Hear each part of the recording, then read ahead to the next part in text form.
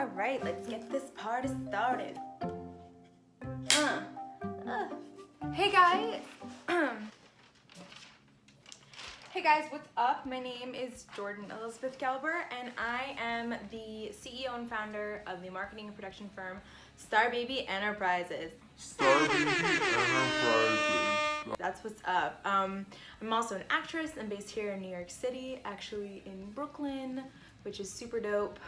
Love being in Brooklyn. I'm with all my people, all my Jews and my Russians, and here's my menorah because it's Hanukkah. And in the spirit of Hanukkah, I thought I would finally start my first YouTube series because I get asked a hella ton of questions. I made a promise to myself that this year I would do more podcasts, and every single time I do an interview about producing, they're all like, how did you do it? How did you get started? I have some questions. Excuse me, I'd like to ask you a few questions. When I get involved with a project, I like sink my teeth in till it happens. But if you're like me, and you don't always follow like the path of everybody else, sometimes it's good to have a little bit of structure. I thought what could be fun is for the 8 days of Hanukkah, I'm going to do the Bad Girl's Guide to Being a Film Producer, because I like skulls, I like rhinestones, I like metal. I'm like being a badass, and I love meeting other badasses, because in the end of the day, being a producer is pretty badass. Being in any industry at the moment that's media related or marketing related, I think is super badass right now. Every time I work, I feel like a ninja, because it's like sniffing truffles. In this sense, you have to be really stealthy about it. You have to like overturn a lot of rocks. You gotta get in real dirty, and I like getting dirty because at the end of the day, I feel like I have found the biggest truffle and the smelliest truffle, but it's like $1 million truffle. So let's just get into it.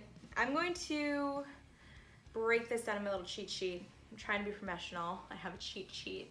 Don't judge me, at least I'm prepared.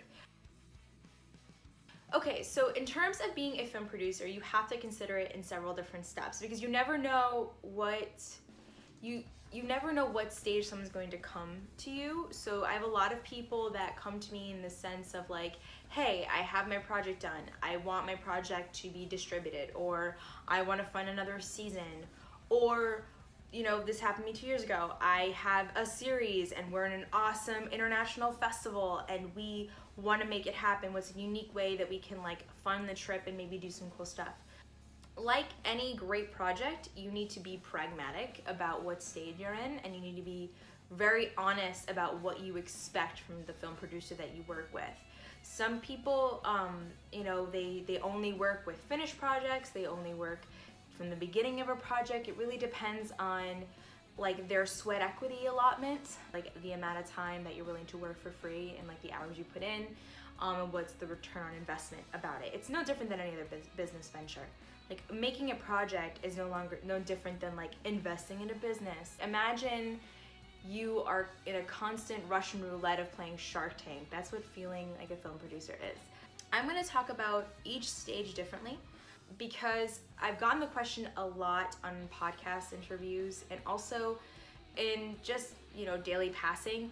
People ask me what kind of projects you look for, or what stage in a project do they have to like be ready to come to someone like you and to STARBABY. I am open to any project. I really just love a good story. So if someone has a really clear storyline and it's unique, and I feel like not only would I want to be in it, I would want to watch it. I think that those are the most exciting things. And I love the fact that like I'm really bad at writing. I'm the first one to admit it. I'm not that great of a screenwriter.